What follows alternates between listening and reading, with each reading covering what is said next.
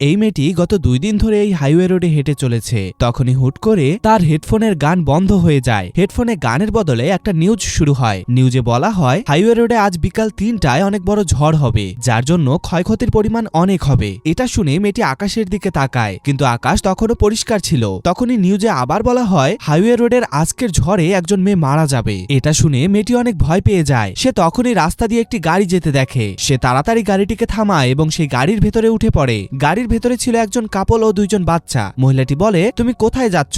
মেয়েটি বলে, আমি কোথায় যাচ্ছি তা আমি নিজেও জানি না। এটা শুনে কাপলগুলো অবাক হয়ে যায়। তখন লোকটি বলে, তোমার কোনো সমস্যা? মেয়েটি বলে, না। মেয়েটি লোকটিকে জিজ্ঞেস করে আজকে কত তারিখ? লোকটি বলে, আজ 10ই জানুয়ারি। এটা শুনে মেয়েটি চুপ হয়ে যায়। 1 ঘন্টা পর গাড়ি ইকো ভ্যালিতে পৌঁছে যায়। তখনও আকাশ পরিষ্কার ছিল। লোকটি মেয়েটিকে বারবার প্রশ্ন করছে, এই কারণে সে আবার হেডফোন পরে নেয়। এবার তার হেডফোনে বলা হয় ইকো ভ্যালিতে একটি ঝড়ের কারণে 5 জন মানুষ মারা গিয়েছে, তার মধ্যে 2 জন বাচ্চা। এটা শোনার সাথেই আকাশে বিদ্যুৎ চমকাতে শুরু করে। এটা দেখে মেয়েটি কাপলের গাড়ি থামাতে বলে, কিন্তু তারা বলে গাড়ি গ্যারেজে থামানো হবে। এটা শুনে মেয়েটি চিৎকার শুরু করে। তখনই গাড়ি থামে এবং গাড়ি থেকে নেমে পড়ে। তখনই আবার আকাশ পরিষ্কার হয়ে যায়। মেয়েটি ইকো ভ্যালির রোড ধরে হাঁটতে শুরু করে। তখনই তার হেডফোনে আরেকটা নিউজ আসে। নিউজে বলা হয় ইকো ভ্যালির রোডে একজন মেয়ের লাশ পাওয়া গিয়েছে। মেয়েটির কানে ছিল হেডফোন এবং গায়ে ছিল লাল জ্যাকেট। সে দেখতে পায় এই রোডে সে ছাড়া আর কেউ নেই। এটা দেখে সে ভয় পেয়ে যায়।